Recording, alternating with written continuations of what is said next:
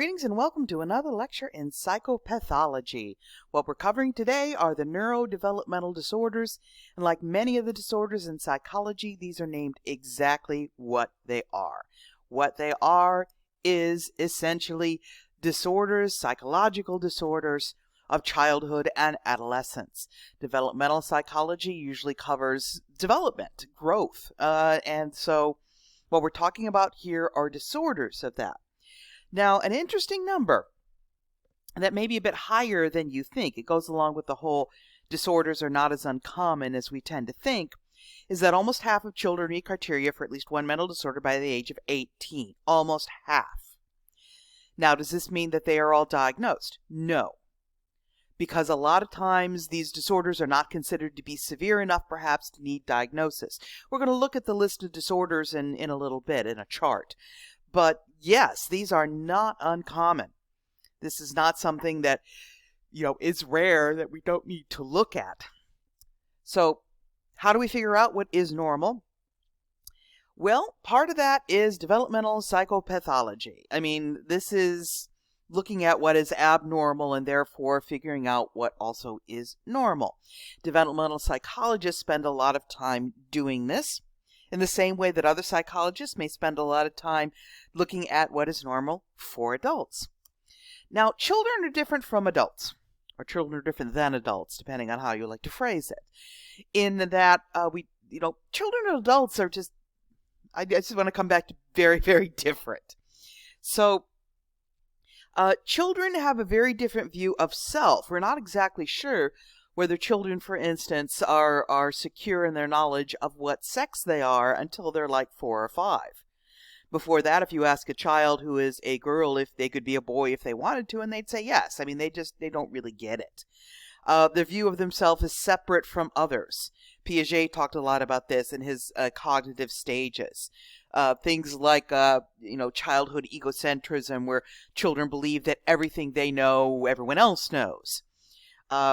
Most adults figure that that's not true. But for children, yeah, it's less realistic. It's also less stable. Things are changing. Things are always changing. Things are growing, are developing. Also for children tend to live in the moment. They don't worry as much about the past. They may not remember the past. When we start getting into, childhood amnesia, where we're talking about where kids can't remember things much before about the age of 4. Infantile amnesia, it's called. The future, the future, they have problems imagining the future. For a lot of children, things are very concrete. They either are or they are not. And sometimes it's not until kids are 9, 10, 11 before they can start thinking about things in the abstract. And so what do they focus on? They focus on the right this second. Ask any parent. You point out things will be different in the future. Things are going to change. You can have it soon. Kids don't understand from soon. They want it now because now is all that they really understand. They also don't have a lot of experience dealing with problems. As we grow, as we age, we learn to deal with problems. It's part of the natural growing up or growing older, if for those of us who are theoretically at least grown up. And children don't have that experience. They're going to get it eventually, but at the moment they simply don't have it. And children are also more dependent on others. They rely on others to a greater or lesser extent for everything. From the very, fundamental things like food and clothing and shelter to love and affection and transportation and, all the things that we give children. They have to rely on adults to get them. Adults can usually get their own. Children can't. So kids are different. And this chapter is going to look at disorders from the viewpoint of kids, including some disorders that adults simply don't get because of age. Starting with the anxiety disorders, there are a lot of disorders that are very similar that children have to what adults can have. Similarly to adults, for instance, these anxiety disorders are very often comorbid with depressive disorders. I talked about that a lot. 2 sides of the same coin. Not a big shocker. Anxiety disorders are the most common mental disorders among children. This is probably not altogether shocking either, because there's definitely a point of view that the same is true for adults. In fact, a lot of anxiety disorders are so common, we don't even necessarily view them as disorders. It is interesting that girls tend to have a higher rate than boys do. Here's figure 15.2. The first thing to look at is that when we're looking at the anxiety disorders, the most common are specific phobias. And I suspect, and then comes social phobias. I suspect that's also true for adults. And these are the things that I remark on that, for the most part, we don't necessarily think we need to get treatment for these. You know, I have a couple of specific phobias. One is of needles. And I never thought that I needed to have, treatment for it. I've never reported it to a doctor as a phobia. I have reported it to doctors to let them know that if they're going to stick a needle in my arm, that there's certain protocols that we need to do, or else I turn back into that 3-year-old child I was when the doctors couldn't find a vein and they tried and tried and tried and kept sticking with needles, and I kept screaming, but enough about me. So when you look at these, I mean, a lot of these are the same as we get in adults. What I also like about this chart is that we tend to go blue for boy, pink for girl. Here it's kind of the opposite. I like that. Unfortunately, it does show that girls are more likely to suffer from anxiety disorder than boys are. We don't know why. We don't know whether it's how they are raised. We don't know whether it's how they are treated. We don't know what it is, really. Pardon my yawning, by the way, it's early. But we do know that girls are more likely to suffer from these disorders than boys are. Now, there is one disorder here that we don't generally see in adults, and that is separation anxiety disorder. So it gets its own slide. Separation anxiety disorder is generally found, it's named exactly what it is, first of all. These are kids that do not want to be separated from their parents.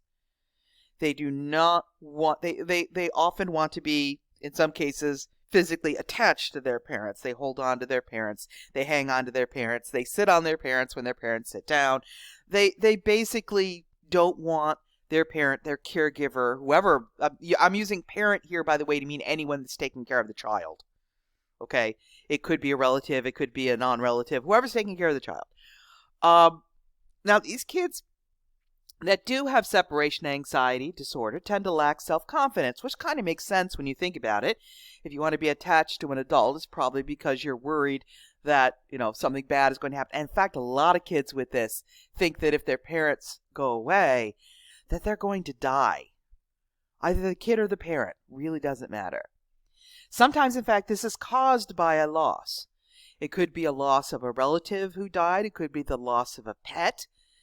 It could be the loss of almost anything. And so they just want to cling to what they have, which is understandable for adults, although adults don't generally do it to the extreme that children do. So as I mentioned before, they may become preoccupied. They may be sure that they're going to die, that adults are going to die. They may be talking about it, asking about it. They may become very demanding. They need answers. They need help. They throw tantrums if they don't get what they need. Now, generally, this goes away on its own. And in fact, separation anxiety disorder in very young children is not uncommon. A lot of kids start to develop some degree of separation anxiety around 1 year of age, which makes sense in a way because around 1 year of age, kids start walking. And it does kind of make sense to have a little bit of separation anxiety, to have a little bit of stranger distrust, so that when the kids start walking, they don't necessarily wander away from parents and walk up to someone or something dangerous and be like, hi, play with me. So generally it goes away. It might be part of the grieving process for some children, though it's also linked to other anxiety disorders, things like obsessive compulsive disorders and phobias. We're not talking about these specifically in terms of children, these disorders, because they're pretty much the same as in adults. So here we're only going to be talking about things that are different for children. Otherwise, we're going to assume that you remembered the earlier lectures in terms of how this works. Now, it does seem that children who go on to develop anxiety disorders may be somewhat sensitive. Things affect them more. They notice things more. Things bother them more. And yes, this is on a continuum like everything else is in terms of how sensitive children or adults are. It's also linked to a point with early trauma. When something bad happens very early on, children may then want to cling to their source of support. We talked about that in the last slide, about how children are dependent on adults for everything.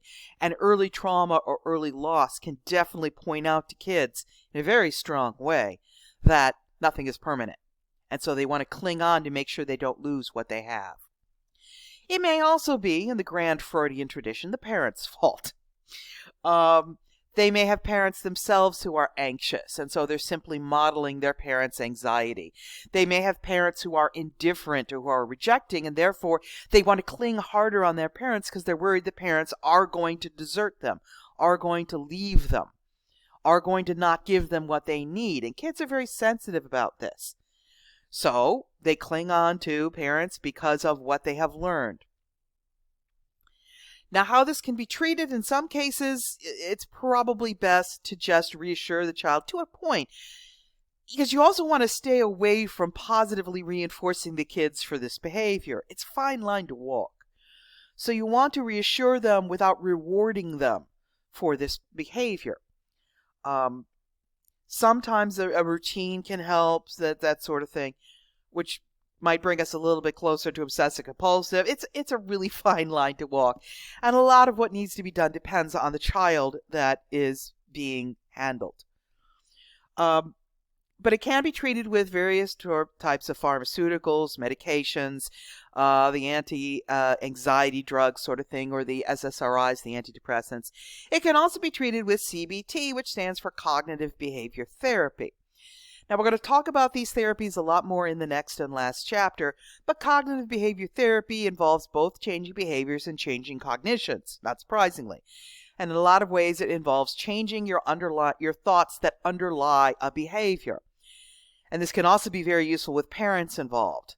As I mentioned before, parents may be encouraging this in some way by reinforcing it. Parents may be modeling it. Parents may be causing it.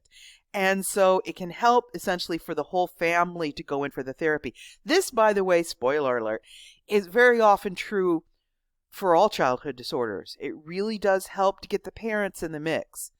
Because not only are the parents possibly being the cause of this, but the parents are also the ones that are going to have to deal with it. The parents are the ones that are hands-on.